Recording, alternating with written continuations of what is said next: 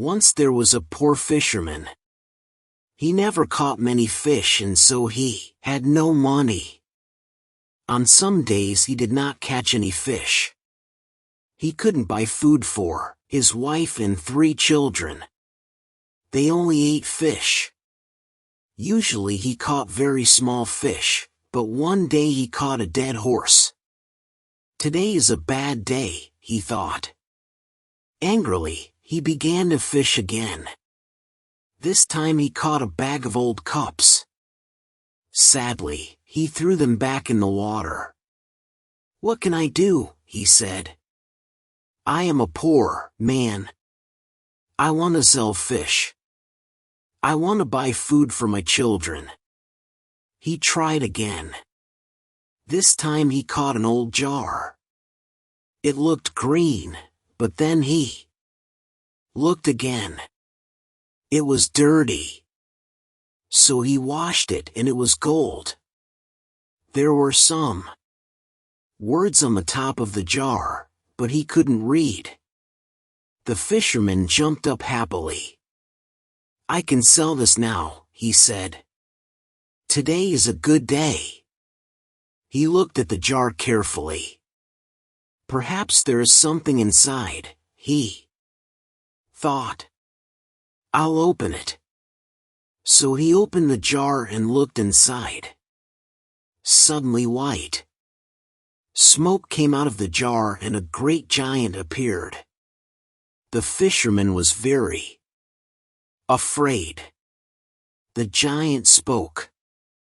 "Now, fisherman, I am going to kill you." "Why?" cried the fisherman. "What did I do?" "You opened the jar. For that I am going to kill you." "How do you want to die?" "I can kill you with my hands, or I can throw you into the sea." "But why do you have to kill me?" "I will tell you," said the giant. "One day, the king of the giants was very angry with me. I took his youngest and loveliest daughter for a walk by the sea. And he didn't like it. So he put me in this jar. I could not get out because he wrote his name on the top of the jar. I could hear him from inside the jar. Because you love the sea, you dog, he cried, you can live in it. And he threw me in the water. I was in the jar for days and weeks. One day somebody will open this bottle, I thought. And I will make them into a great king or queen. But after 100 years, nobody opened the bottle. So I thought, I will make them into a king or queen, but not a great king or queen. After 200 years, I thought, where is this person? Now I will make them rich, but I will not make them a king or queen. After 300 years, I was very angry. When somebody opens the jar, I will kill them, I thought. You are that person, fisherman. How do you want to die? I have one question, said the fisherman. Will you answer it?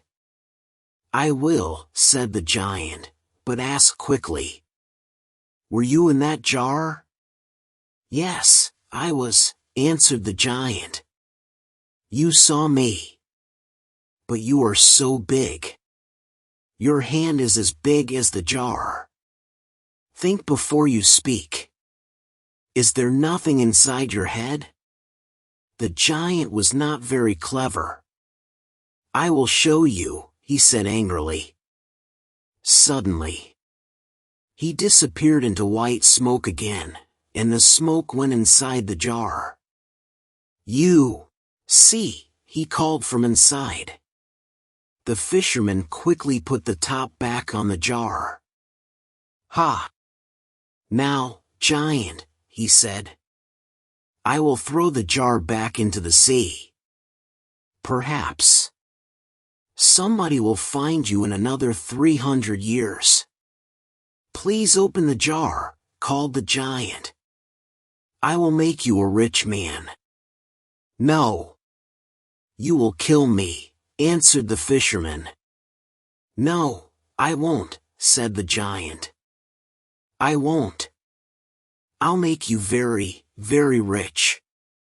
The fisherman thought for a minute. All right, then, he said, and opened the jar. White smoke came out of the jar and the giant appeared again. He quickly threw the jar into the sea. Thank you, he said to the fisherman. I will not forget this. Come with me. The fisherman followed the giant round the city walls and over a mountain. There they came to a great blue and gold sea. In the water there were many fish. Now, catch something. I will watch you, said the giant. In no time, the fisherman caught 3 fish, 3 beautiful red, white, and gold fish. Take these fish to your king, said the giant. He will give you a lot of money for them.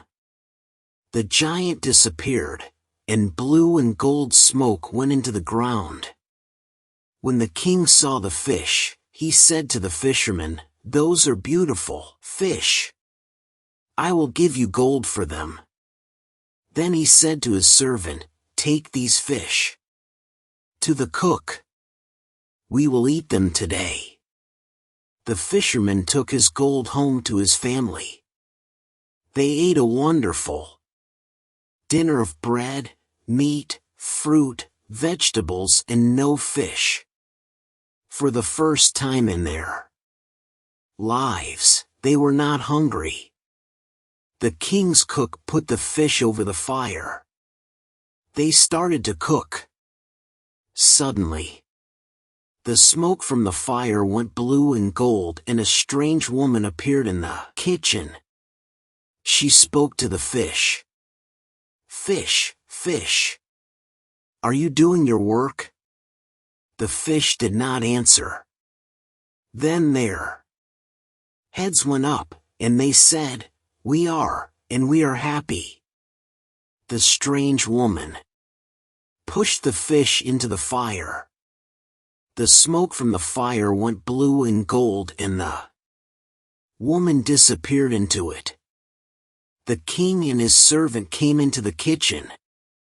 I am waiting for the fish. Where are they? He said to the cook. He saw that the fish were in the fire and he could not eat them. The cook told him about the strange woman. The king wanted to see the woman, so he sent for the fisherman. Bring me 3 more fish, he said. When the fisherman came back with 3 more fish, the king gave him more gold. The cook put the fish over the fire. This time the smoke from the fire went red and gold and a big man with red hair appeared. Fish, fish. Are you doing your work? The fish answered, We are, and we are happy. And the same thing happened. The man pushed the fish into the fire and disappeared into the red and gold smoke. The king did not speak for a minute. This was magic. Then he turned to the fisherman. Where do you get these fish? He asked. I get them from a sea of blue and gold water over the mountain. Do you know this sea? The king asked his servant. No. I often go across the mountain, but there is no blue and gold sea. Will you take us there? The king asked the fisherman. The king and his men followed the fisherman over the mountain to the sea of blue and gold, and there they saw the wonderful fish. The fish were jewels in the water. "Wait here," said the king. He took 2 men and went round the sea. There they came to a great house of red stone. All round the house were gardens of wonderful flowers. There was no answer at the door, but it was open, so the king went in. He saw many beautiful rooms, but no people. He came into a very large room with high windows. Somebody spoke, "When will I die? I don't want to live." The king saw a young man at the other end of the room. He was on the floor with a coat over his feet. "I know you are a king," said the young man, "but I cannot stand up." The king took away the coat and saw that his feet were fine white stone. "What is this?" cried the king. "Why do you have stone feet? Why do the fish talk? Why does a man with red hair appear from nowhere in my kitchen? What is happening?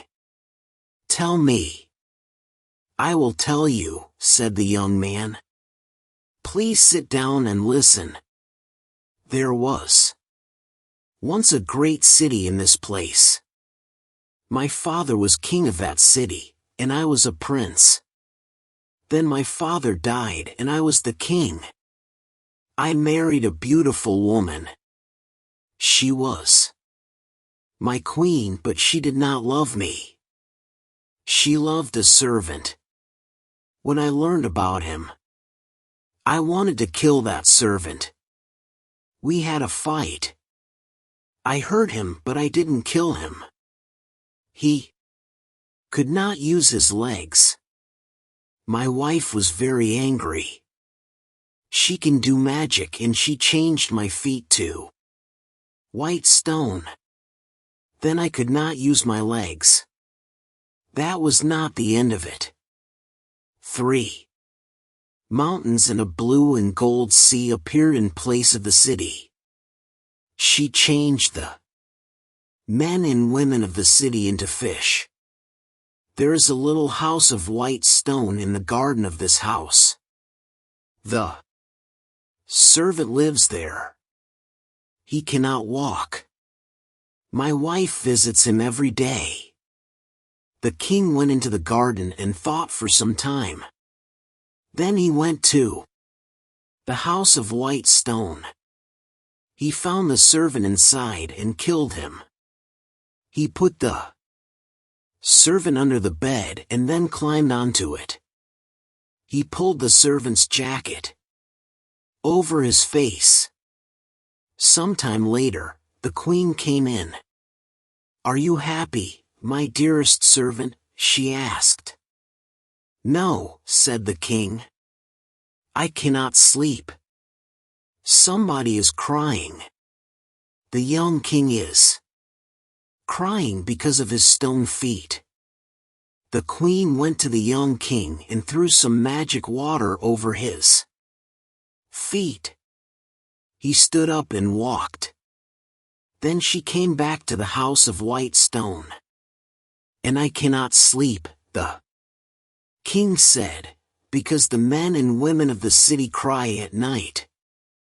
They do not want to be fish." So the queen went to the blue and gold sea. She said some magic words. A great city appeared all round her. Men and women ran happily through the streets and in and out of the houses. Then the queen came back to the house of white stone. "Are you happy now, my dear servant?" she asked. "Yes, my love," he said. "Come near me."